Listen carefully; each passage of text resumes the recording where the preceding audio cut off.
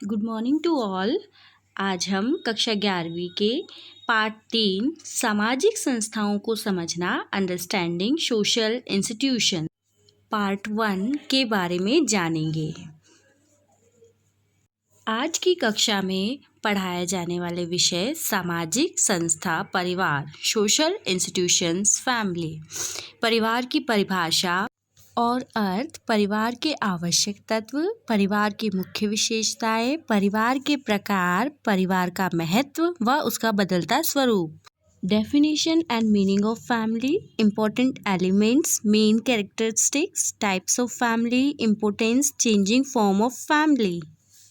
इसके साथ ही आज हम सामाजिक संस्था, विवाह, सोशल इंस्टीट्यूशंस, मैरिज की परिभाषा, अर्थ, उसके उद्देश्य, स्वरूप, सामाजिक महत्व, विवाह के प्रकार जानेंगे। Definition and meaning of marriage, general AIIMS, form of marriage, social importance of marriage, types of marriage. इस ऑनलाइन कक्षा में जुटाई गई संबंधित संपूर्ण जानकारी सोर्सेज से किसी न किसी सोर्सेज से ली गई है। उन सभी का मैं धन्यवाद करती हूँ। Padma, PGT sociology. इस कक्षा में प्रयुक्त शब्द जाति, धर्म, रंग, अमीर गरीब, ऊंच नीच, क्षेत्रवाद, भाषा आदि का प्रयोग विशेष तौर पर विषय को समझाने के लिए प्रयुक्त किया गया है। ये किसी प्रकार से किसी भी जाति, धर्म, रंग भेद, भाषावाद, क्षेत्रवाद, ऊंच नीच आदि को बढ़ावा या विशेष दर्जा नहीं देता। परिवार मानव समाज की एक मौलिक एवं आधारभूत इकाई रही है। मनुष्य एक सामाजिक प्राणी है, लेकिन वह सबसे पहले पारिवारिक प्राणी है और वह अपने परिवार से ही सीखता है, यानी कि प्रथम शिक्षा उसे अपने परिवार से ही मिलती है। अब बेटा हम परिवार की परिभाषा व अर्थ जानेंगे। समाजशास्त्री जो हमारे हैं ऑगबर्न तथा निम्कॉफ, उनका कहना है कि परिवार पति पत्नी का बच्चों सहित अथवा थोड़ा बहुत स्थायी संघ है, अथवा एक स्त्री या पुरुष का अकेले ही बच्चों के साथ वाला संघ है। जबकि मैकाइवर और पेज का कहना है कि परिवार उस समूह को कहते हैं जो यौन संबंधों पर आधारित है और जो इतना छोटा व स्थायी है कि उसमें बच्चों की उत्पत्ति एवं पालन पोषण हो सके। सरल शब्दों में हम कह सकते हैं कि परिवार थोड़ा बहुत स्थायी संगठन है जिसके अंतर्गत पति पत्नी एवं उनके बच्चे तथा अन्य सदस्य आ जाते हैं, जो उत्तरदायित्व व स्नेह की भावना से परस्पर बंधे रहते हैं। अब हम जानेंगे परिवार के आवश्यक तत्व, इम्पोर्टेंट एलिमेंट्स ऑफ फैमिली। इसमें बेटा पति पत्नी का संबंध होता है, यह परिवार का निर्माण करते हैं और इनके द्वारा ही जो है परिवार आगे चलता है। पति पत्नी का जो संबंध होता है वो निरंतर बना रहता है। अगला है यौन संबंध। विवाह संस्था द्वारा समाज पति पत्नी को यौन संबंध रखने की अनुमति दे देती है और यौन संबंध होने के बाद यौन संबंध के द्वारा जो संतान उत्पन्न होती है उसे ही समाज स्वीकार करता है और वह परिवार का सदस्य बनता है तथा वो आगे परिवार को बढ़ाने का कार्य करता है। फिर बेटा सामान्य निवास स्थान अथवा घर। प्रत्येक परिवार के समस्त सदस्यों का एक सामान्य घर होता है, एक स्थायी नौकरी, शिक्षा, व्यवसाय होता है, तभी वह एक सामान्य निवास स्थान बनाता है। फिर रक्त संबंधों का बंधन।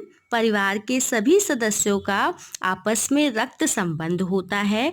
गोद लिया बच्चा रक्त संबंधी जो संबंध होते हैं उनको स्वीकार कर लिया जाता है। फिर बेटा कुछ आर्थिक व्यवस्था। प्रत्येक परिवार कुछ न कुछ अर्थव्यवस्था या जीवित रहने की आवश्यक वस्तुओं को प्राप्त करने के लिए कार्य करता है, ठीक है, और अपने परिवार का पालन पोषण करता है। नेक्स्ट है वंश नाम की एक प्रणाली। प्रत्येक परिवार में वंश नाम निश्चित करने की कोई ना कोई प्रणाली होती है। इसी से जो है वो अपने वंश को आगे बढ़ाते हैं व दूसरे परिवारों से स्वयं को भिन्न समझते हैं। अब हम जानेंगे परिवार की मुख्य विशेषताएं, मेन कैरेक्टरिस्टिक्स ऑफ फैमिली। सबसे पहले सार्वभौमिकता। जैसा कि हम सभी जानते हैं समाज जो है बहुत ही युगों युगों से चला आ रहा है। हम सब किसी न किसी परिवार के सदस्य हैं और कभी रहे थे और आने वाले समय में रहेंगे। इसलिए परिवार जो है वो एक सार्वभौमिक समिति है और समाज जो है उसको एक्सेप्ट करता है, मानता है। नेक्स्ट है सीमित आकार। परिवार का आकार सीमित होता है। इसके सदस्य वही होते हैं जो रक्त संबंधों में बंधे होते हैं। फिर है रचनात्मक व शिक्षणात्मक प्रभाव। परिवार व्यक्ति को बनाने में सबसे प्रथम कार्य करता है। हम जो भी कुछ हैं या जैसे हैं, लायक नालायक किसान, जो भी हमारी जो पहचान है वो कहीं ना कहीं उसमें परिवार का ही योगदान है। जो हमें प्रथम अनौपचारिक शिक्षा प्राप्त होती है वो हमें परिवार से प्राप्त होती है। फिर है सामाजिक संरचना में केंद्रीय स्थान। परिवार छोटे रूप में समाज है। जो कुछ समाज में दिखाई पड़ता है वे परिवार के फलस्वरूप ही है। और इस प्रकार परिवार का काम व्यक्ति को समाज के अनुकूल बनाना है। अगला है बेटा भावात्मक आधार। परिवार के सदस्यों में एक दूसरे के प्रति जो प्रेम, सहानुभूति, दया, त्याग, धैर्य आदि देखने को मिलता है वे संसार की और किसी संस्था में देखने के लिए नहीं मिलता। वे आपस में भावनात्मक तौर से जुड़े होते हैं। फिर है सामाजिक नियंत्रण। सामाजिक नियंत्रण के रूप में परिवार मानव समाज की सबसे महत्वपूर्ण सेवा करता है। परिवार व्यक्ति को सामाजिक व्यवहार में दीक्षा देता है, यानी कि सीख सिखाता है। फिर सदस्यों का उत्तरदायित्व असीमित। जो परिवार सदस्य होते हैं उनके जो उत्तरदायित्व होते हैं कि उनको क्या कार्य करना है, कैसे करना है, ये सब असीमित और व्यापक होते हैं। एक दूसरे के सुख दुख में हाथ बटाने के लिए वो हमेशा तत्पर रहते हैं। जैसे कभी बीमार हो जाने पर आपके माता पिता आपकी देखभाल करते हैं। फिर नेक्स्ट है समाजीकरण में सहायक। परिवार व्यक्ति को धीरे धीरे सामाजिक अनुकूलन करना सिखाता है। समाज के अनुरूप व्यवहार व सामाजिकता को विकसित करता है। परिवार एक प्रक्रिया है जो प्रकृति पर आधारित है। परिवार हमेशा से चल रहा है और आगे भी चलता रहेगा। ये एक निरंतर प्रक्रिया है। फिर परिवार की जो समिति है उसका निर्माण स्वतः हो जाता है और ये अनिवार्य है, अपरिहार्य है, इसका कोई इंडिस्पेंसिबल नहीं है। परिवार मानव के जीवन के प्रारंभ से ही चला आ रहा है, जबकि अन्य समितियां कभी टूटती हैं, बनती हैं और कभी सभ्यता के साथ इन समितियों की संख्या में बढ़ती जा रही है। अब हम परिवार के प्रकार, टाइप्स ऑफ फैमिली के बारे में जानेंगे। आप सभी के स्क्रीन पर परिवार के प्रकार शो हो रहे हैं। वंश के आधार पर, सत्ता के आधार पर, संबंध के आधार पर, स्थान के आधार पर, सदस्य संख्या के आधार पर, विवाह के आधार। वंश के आधार पर 2 परिवारों में बांटा गया है, मातृवंशीय परिवार, पितृवंशीय परिवार। मातृवंशीय परिवार में माता से चलता है वंश। ऐसे में माता के वंश का ही महत्व होता है। मालाबार के नायर लोग इस वंश का उदाहरण है। फिर बेटा पितृवंशीय परिवार, ऐसा परिवार जिसमें वंश पिता से चलता हो, पिता के वंश के महत्व हो, वही पितृवंशीय परिवार है। उत्तर भारत में ऐसे परिवार सत्ता के आधार पर पितृसत्तात्मक परिवार और मातृसत्तात्मक परिवार में बांटा गया है। पितृसत्तात्मक परिवार पिता की प्रधानता होती है। पिता ही परिवार का सर्वेसर्वा होता है। अन्य सदस्यों को पिता की आज्ञा का पालन करना होता है।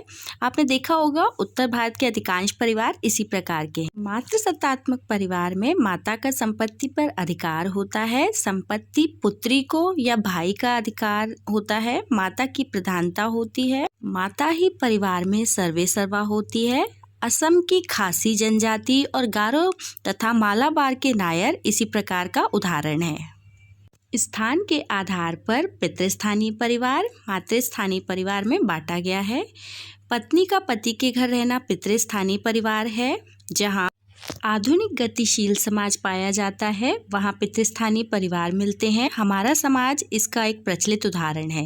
मातृस्थानीय परिवार में परिवार सदस्यों का पत्नी के घर रहना होता है। पति पत्नी के घर रहने आता है। गारो, खासी ऐसी जनजाति में ये उदाहरण प्रचलित है। संबंध के आधार पर रक्त संबंधी परिवार, सहयोगी या वैवाहिक परिवार। रक्त संबंधी परिवार में एक ही रक्त के व्यक्ति आपस में विवाह करते हैं। सहयोगी या वैवाहिक परिवार में अलग अलग रक्त के व्यक्ति आपस में विवाह कर पति पत्नी बनते हैं। सदस्य संख्या के आधार पर एकाकी परिवार, संयुक्त परिवार तथा विस्तृत परिवार। एकाकी परिवार जिसमें पति पत्नी और बच्चे, संयुक्त परिवार जिसमें पति पत्नी के अलावा दादा दादी, नाना नानी आदि रहते हैं। विस्तृत परिवार में दादा दादी, पति पत्नी तथा चाचा चाची आदि लोग रहते हैं। विवाह के आधार पर एक विवाही परिवार, बहुविवाही परिवार। एक विवाही परिवार में पत्नी पति एक विवाह करते हैं। बहुविवाही परिवार में पति व पत्नी एक से अधिक विवाह कर सकते हैं। बहुविवाही परिवार को दो भागों में बांटा गया है, बहुपत्नी विवाही परिवार तथा बहुपति विवाही परिवार। बहुपत्नी विवाही परिवार में एक व्यक्ति एक से अधिक पत्नी रख सकता है। नागा, गोंड, वैगा जनजाति में इस प्रकार के परिवार मिलते हैं। बहुपति विवाही परिवार में एक पत्नी एक ही समय पर एक से अधिक पति रख सकती है। उत्तरांचल क्षेत्र के खस नीलगिरी की टोडा जनजाति इस प्रकार का उदाहरण है। बहुपति विवाही परिवार में भ्रातक बहुपति विवाही परिवार यानी कि स्त्री के सभी पति भाई भाई होते हैं। अभ्रातक बहुपति विवाही परिवार जिसमें स्त्री के सभी पति का कोई रक्त संबंध नहीं होता। अब हम परिवार के कार्य, महत्व, function and importance of family के बारे में जानेंगे, जिसमें प्राथमिक कार्य तथा द्वितीयक कार्य में विभाजित हैं। प्राथमिक कार्य में प्राणी शास्त्र कार्य आता है, जिसमें यौन इच्छाओं की पूर्ति, संतान उत्पादन, प्रजाति तत्वों में निरंतरता का होना होता है। मनोवैज्ञानिक कार्य जिसमें सदस्यों में मानसिक रूप से निश्चिंतता, प्रेम, सहानुभूति की भावना को समाहित किया जाता है, जिससे वे परिवार में रहते हैं। समाजीकरण कार्य बच्चे को सामाजिक प्राणी बनाना, महत्वपूर्ण बातें सिखाना, ये सब परिवार का कार्य है। शारीरिक सुरक्षा संबंधी भोजन का प्रबंध, पालन पोषण, रहने के लिए निवास स्थान तथा वस्तुओं का प्रबंध करना प्राथमिक कार्य परिवार का। द्वितीयक कार्य जैसा कि स्क्रीन पर दिखाए हुए हैं, शैक्षणिक कार्य, सांस्कृतिक कार्य, धार्मिक कार्य, राजनीतिक, सामाजिक, आर्थिक कार्य द्वितीयक कार्य है। परिवार का द्वितीयक कार्य जो स्क्रीन पर दिखाया गया है, समाज में उपस्थित प्रत्येक परिवार अपने प्रत्येक सदस्य के लिए करता है, जिससे कि उनको उज्जवल भविष्य दिया जा सके। कि आप सभी को पता है समय और परिस्थिति बदलती जा रही है, तो उसी प्रकार से परिवार का स्वरूप जो है वो बदल रहा है, जिसके बारे में हम जानेंगे। पहले के समय में परिवार एक साथ संयुक्त रहता था, लेकिन आधुनिक युग के चलते परिवार एकल में बदलते जा रहे हैं। परिवार का बदलता स्वरूप, चेंजिंग फॉर्म ऑफ फैमिली। आर्थिक कारण, औद्योगिकरण के द्वारा पारिवारिक कार्य में काफ़ी बदलाव हुए हैं, जैसे खाना खाने के लिए रेस्टोरेंट का खुलना, पालन पोषण के लिए शिशु गृह का होना। स्त्रियों के आर्थिक जीवन में प्रवेश करने से परिवार के जो पूर्व निश्चित कार्य थे उनमें बदलाव आया है। अब वह स्वतंत्र होकर अपने बच्चों पर खर्च करती है। जो माताएं काम पर जाती हैं उनके बच्चों में पालन पोषण, उनकी शिक्षा का उत्तरदायित्व अब शिशु गृह, क्रैच, बोर्डिंग स्कूल, कोचिंग सेंटर आदि हो गया है। उच्च जीवन स्तर के कारण आर्थिक दृष्टिकोण व पैसे का महत्व बढ़ गया है। सामाजिक कारण, जनसंख्या की गतिशीलता, स्त्रियों की उच्च शिक्षा, नगरीकरण, व्यावसायिक मनोरंजन व युवा वर्ग में क्रांति के कारण भी कहीं न कहीं परिवार का स्वरूप बदल गया है। राजनीतिक कारण, माता पिता पर राज्य की प्रभुसत्ता, स्त्रियों के राजनीतिक मताधिकार के चलते परिवार में बदलाव आए हैं। दार्शनिक कारण, विवाह के धार्मिक आधार का जो पतन हुआ है, भौतिकवादी व व्यक्तिवादी विचारधारा, नैतिकता का नवीन प्रतिमान आदि परिवार के स्वरूप में बदलाव ला रहा है। जैसे प्रेम विवाह विच्छेद आदि ऐसी परिस्थितियां हैं जो चेंजेस ला रही हैं, बदलाव ला रही हैं।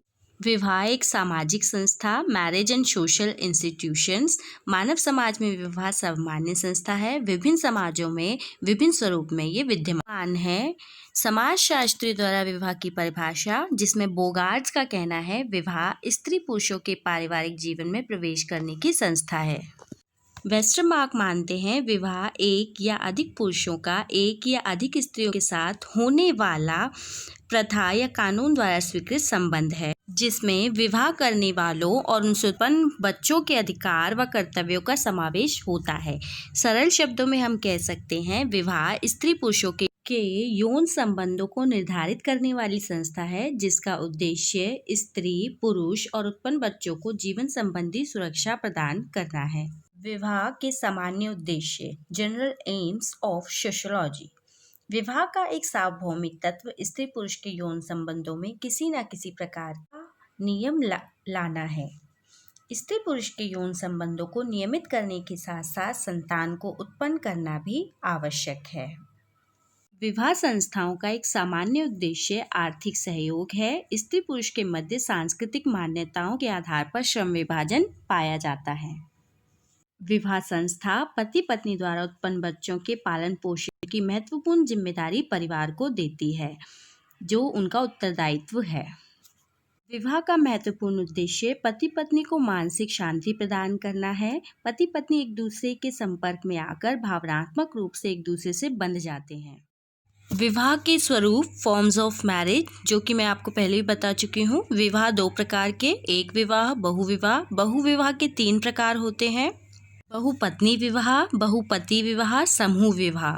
बहुपति विवाह के 2 प्रकार, भ्रात बहुपति विवाह और अभ्रात बहुपति विवाह। एक विवाह, मोनोगेमी, जिसमें एक पुरुष एक स्त्री से अथवा एक स्त्री एक पुरुष से विवाह कर सकती है। इसका फायदा यह है, स्थायी होता है, जीवन स्तर ऊंचा रहता है, बच्चों की संख्या सीमित, संपत्ति में वितरण की सुविधा, बच्चों का सर्वांगीण विकास होता है। नुकसान यह है कि एकाधिकार से चेष्टा अप्राकृतिक, समाज द्वारा जबरदस्ती थोपा जाता है। साथी की मृत्यु के बाद व्यक्ति अकेला महसूस करता है। बहुपत्नी विवाह, पॉलीगैमी, एक समय में 2 या 2 से अधिक स्त्रियों से विवाह करने की प्रथा। इसमें व्यभिचार की संभावना कम हो जाती है। माताओं के बच्चे की देखरेख का पर्याप्त अवसर, अधिक स्त्रियां विभिन्न कार्यों में सहायता। नुकसान यह है कि स्त्रियों की सामाजिक स्थिति गिरती है, परिवार पर आर्थिक बोझ, जनसंख्या बढ़ना, साथ ही बच्चों पर बुरा प्रभाव पड़ता है। हिंदू अधिनियम 1955 के द्वारा बहुपत्नी विवाह पर रोक लगा दी।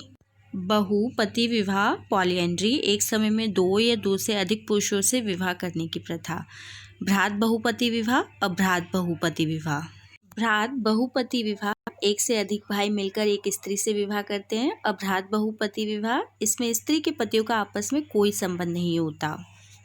बहुपति विवाह से संयुक्त परिवार मजबूत किए जाते हैं, स्त्रियों और बच्चों पर बुरा प्रभाव पड़ता है, इसका नुकसान है। समूह विवाह, ग्रुप मैरिज, एक समूह के पुरुषों का दूसरे समूह की सब स्त्रियों से विवाह करने की प्रथा। सामूहिक विवाह, ये पहले के पुराने समाजों में मिलती है। यह बहुविवाह का अंतिम रूप है। लिंग साम्यवाद कहा जाता है। ऑस्ट्रेलिया और तिब्बत की जनजातियां इसका एक बहुत पुराना उदाहरण है। विवाह के सामाजिक कार्य, महत्व, फंक्शन और इम्पोर्टेंस ऑफ मैरिज। विवाह समाज द्वारा मान्यता प्राप्त एक मौलिक सामाजिक संस्था है। विवाह के द्वारा ही पुरुष स्त्री के मध्य का संबंध समाज द्वारा स्वीकारा जाता है। उसके तत्पश्चात संतान के प्रति उत्तरदायी होते हैं। इसलिए विवाह समाज कल्याण के लिए महत्वपूर्ण है। विवाह के द्वारा ही व्यक्तियों को सामाजिक स्थिति प्राप्त होती है। विवाह समाज के सदस्यों का व्यभिचार से बचाकर उनकी यौन इच्छा की पूर्ति नियमित ढंग से करती है। विवाह के द्वारा समाज का अस्तित्व बना रहता है। विवाह के बगैर बच्चा अवैध समझा जाता है और माँ का तिरस्कार होता है। विवाह सामाजिक स्थिति को निश्चित करता है। रिवर्स का कहना है कि विवाह बच्चे को समाज में एक निश्चित पद प्रदान करता है। विवाह मानसिक व शारीरिक संतोष प्रदान करता है, जो आपस में भावनात्मक तौर पर जोड़ता है। विवाह के प्रकार, टाइप्स ऑफ मैरिज, अंतर्विवाह, बहिर्विवाह, अनुलोम विवाह, प्रतिलोम विवाह, भाभी व साली विवाह, अंतरजातीय विवाह। अंतर्विवाह, एंडोगेमी, व्यक्ति को अपनी ही जाति, समूह, उपजाति में विवाह करना होता है। इसमें निकट के रक्त संबंधी विवाह निषेध होते हैं। यह जाति में श्रेष्ठता अथवा हीनता के चलते अपने ही समूह में विवाह करते हैं। इससे दहेज प्रथा को बढ़ावा मिलता है। बहिर्विवाह, जाति के गोत्र, प्रवर तथा एक जैसे पिंड पूर्वजों को छोड़कर कहीं भी विवाह कर सकते हैं। जाति के अंदर गोत्र, प्रवर तथा एक जैसे पिंड में विवाह पर निषेध होता है। बाल विवाह का प्रचलन होता है। समनर के अनुसार प्रगतिवादी नियम है। अनुलोम विवाह, हाइपरगैमी, उच्च जाति के लड़के का निम्न जाति की लड़की से विवाह करना। हर्बर्ट रिचले ने बताया है, बंगाल के कुलीन ब्राह्मणों में प्रचलित प्रथा है। उच्च वर्णा ये जातियों में दहेज प्रथा का बढ़ जाता है। प्रतिलोम विवाह, हाइपोगैमी, निम्न जाति के पुरुष उच्च जाति की कन्या से विवाह करते हैं। हिंदू सामाजिक व्यवस्था में इस प्रकार के विवाह निषेध है। हट्टन का कहना है कि विवाह निषेध है क्योंकि शुद्ध ब्राह्मणी से उत्पन्न संतान को माता पिता से कुछ भी नहीं मिलता। भाभी साली से विवाह, लेविब्रेट एंड सरोरेट मैरिज। भाभी विवाह, स्त्री अपने पति की मृत्यु के पश्चात पति के छोटे भाई से विवाह करना। साली विवाह, पत्नी की मृत्यु हो जाने पर उसकी छोटी बहन से विवाह करना। ये सभी जातियों में उचित होता है। इसका उद्देश्य बच्चों व संपत्ति की सुरक्षा करना है।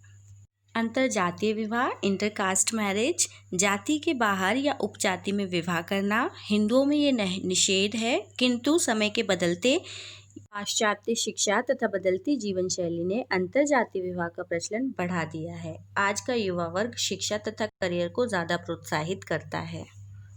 अब हम सामाजिक संस्था, नातेदारी, सोशल इंस्टीट्यूशन एंड किनशिप के बारे में जानेंगे। नातेदारी की परिभाषा और अर्थ, उसके प्रकार। Definition and meaning of kinship, types of kinship.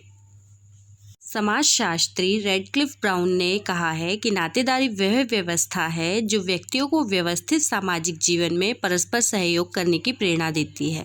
Charles विनिक का कहना है कि नातेदारी व्यवस्था में समाज द्वारा मान्यता प्राप्त वे संबंध आ जाते हैं जो कि अनुमानित और वास्तविक वंशावली संबंधों पर आधारित है। सरल शब्दों में हम कह सकते हैं कि नातेदारी परस्पर संबंध वंशावली और गोत्र से है। इसमें गोद लिया बच्चा भी इसका आधार है। नातेदारी के प्रकार, टाइप्स ऑफ किनशिप। रक्तमूलक नातेदारी, जिस परिवार में व्यक्ति जन्म लेता है उसके साथ उसका रक्त संबंध होता है, जैसे माता पिता का बच्चों के साथ। विवाह मूलक नातेदारी, विवाह के आधार पर स्थापित होने वाली नातेदारी होती है। इसमें व्यक्ति दो परिवारों का सदस्य होता है। पहला मूल, जिसमें वह जन्म लेता है, जैसे माता तथा बेटी। फिर विवाह, जिसमें वह शादी करके जाता है, जैसे पति पत्नी, सास ससुर आदि। आज की कक्षा के लिए आप सभी का धन्यवाद। Thank you.